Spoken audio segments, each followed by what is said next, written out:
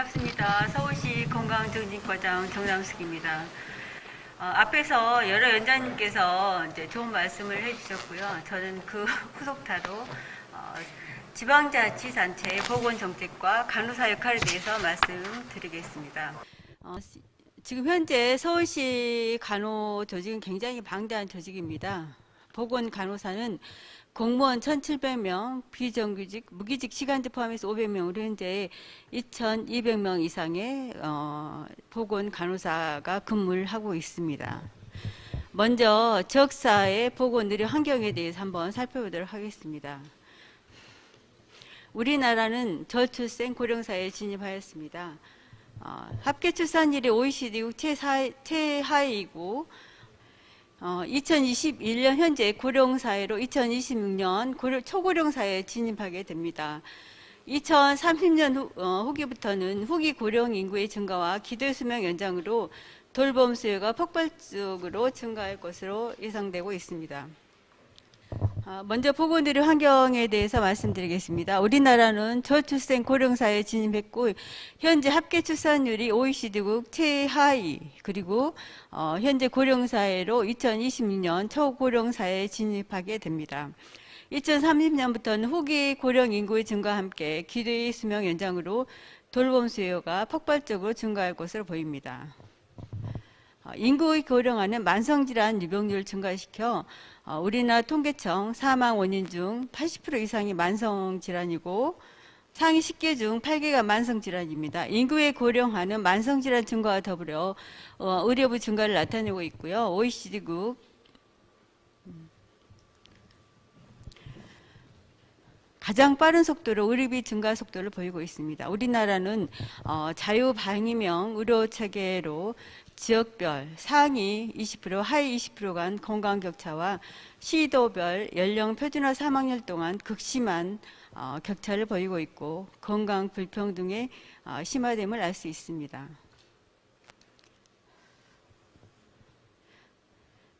다음으로 팬데믹의 주기적 발생을 들 수 있습니다. 2003년 사스, 2009년 신종 인플루엔자, 2015년 메르스, 2020년 코비드19를 경험하고 있습니다.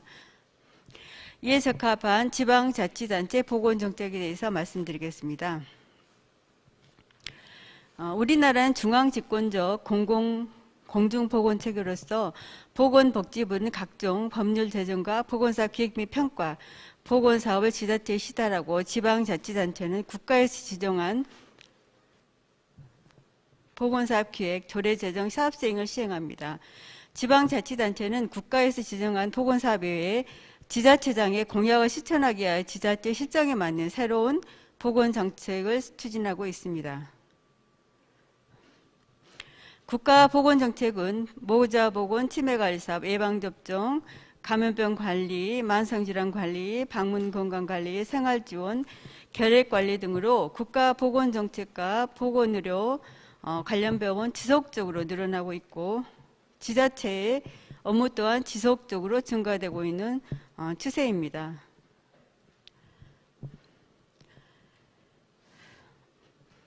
지방자치단체의 지역보건의료 정책이 상위 하나씩 구조로서 보건사업은 늘어나는 반면 정규직 인력은 25년 전이나 별 변화가 없다는 게 가장 큰 문제점입니다.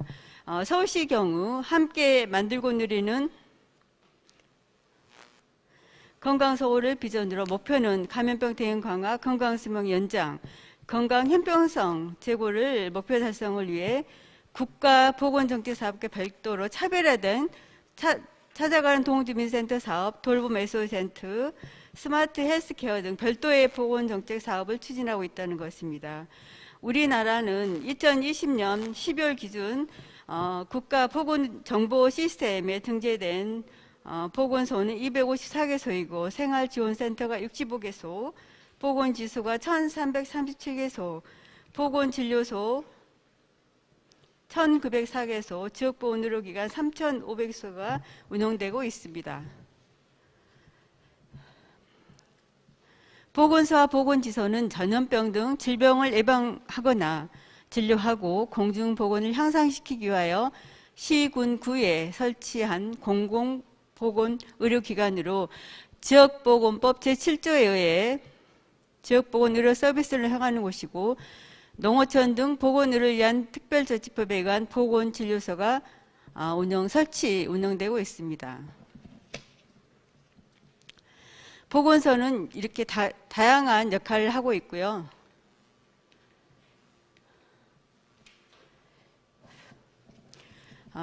먼저 보건정책의 역사적 변화를 살펴보도록 하겠습니다. 1950년부터 보건소법이 제정되면서 전국 시군구에 보건소가 설치되었고 감염병 관리와 가족계획, 모자보건 업무가 주를 이루었고 1995년 지역보건법이 제정되면서 보건소 기능 및 업무가 확대되고 서울시 경우 서울시 광역 및 25개 자치구에 치매 안심센터와 정신건강복지센터를 설치하여 국가가 벤치마킹하여 전국에 확산시키는 계기가 됐고 서울시 256개 동에 추진하는 찾아가는 동주민센터 사업은 국가의 주민자치형 공공서비스나 읍면동 허브사업의 모티브를 제공하기도 하였습니다. 2020년 코비드19가 대응하면서 미래의 보건사업은 감염병 예방 및 상시적 감염병 관리체계 구축, 생애주기별 건강 증진, 생명 존중 문화 조성 및 정신건강 증진 등 보건의료 자원 재정비를 통한 효율성 증진과 새로운 보건의료 환경 요구에 대응해야 할 것으로 보입니다. 인구의 급속한 고령화와 만성질환 급증, 주기적인 감염병의 치료는 보건정책의 변화를 가져오고 있고 각종 보건의료 법령의 제정 및 개정과 함께 보건소 정규 인력이 50% 이상이 간호직임을 감안할 때 간호직 공무원의 업무량의 증가와 누적은 심각한 실정입니다. 또한 급속한 고령화와 만성질환 증가로 노인의료 및 돌봄 수요가 급증하고 노인의료 및 돌봄 비용도 급등하고 있어 지역사회 보건의료 돌봄 재편이 필요한 상황이기도 합니다. 이에 국가의 노인 돌봄 보건정책도 변화하면서 2019년 지역사회 통합돌봄 시범사업과 2021년 노인돌봄 전날체계 개편 시범사업, 2017년부터 추진하는 주민자치형 공공서비스 사업 추진으로 2022년까지 보건복지인력 1.5만 명 확충 읍면동 배치 계획으로 노인이나 장애인이 살던 곳에서 개인의 용의에 맞는 서비스를 받고 어울려 살아가는 통합돌봄 시대가 열리고 있다고 볼 수 있습니다.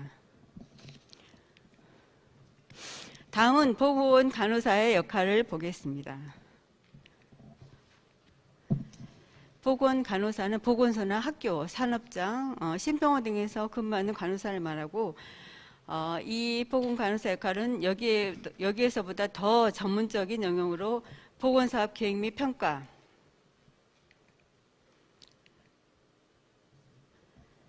보건사업 지도 감독, 직무 훈련, 보건교육, 가족건강관리 및 상담, 지역사회 자원의 개발, 활용 의뢰, 건강문제에 대한 서비스 조정, 타 전문 영역과 협력 조정, 공공보건정책 개발과 의료 의사결정, 지역사회 보건간호연구 등 보건간호사 역할은 보건의료 전담 공무원으로서 보다 광범위하고 전면적인 영역으로 지속적으로 역할이 확대되고 있습니다.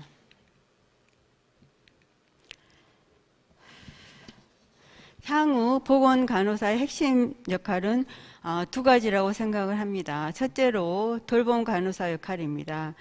지역사회 건강 생태계 조성을 위한 주민자치형 공공서비스 사업과 돌봄 SSS 사업, 건강 불평등 개선을 위한 방문 건강관리 사업을 들 수 있고 민간 영역에서는 가정전문 간호사, 장기요양 간호사, 장애인 활동 간호사 등으로 공공과 민간의 재개 분야 간호 서비스 간 저적은 아직까지 미흡하다고 볼 수 있습니다.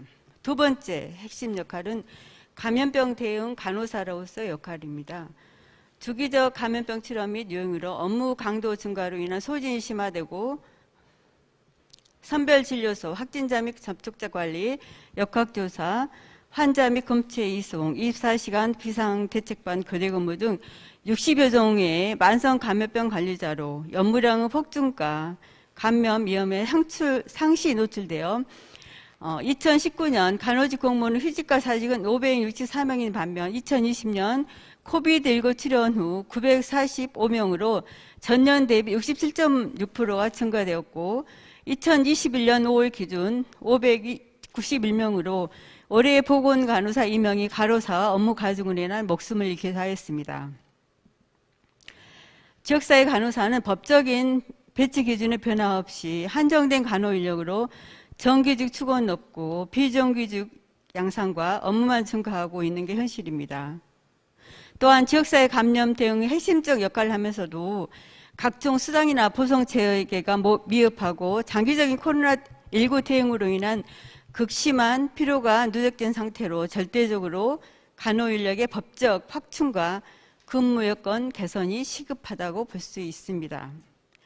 미래의 지역사회 간호사는 인구 고령화에 따른 정책 변화로 지역사회 재가 간호 분야에도 많은 영향이 있을 것으로 보입니다. 이에 간호 서비스 역할 변화가 중요할 것입니다. 간호 영역별 인프라 확대 및 역할의 고도화와 통합별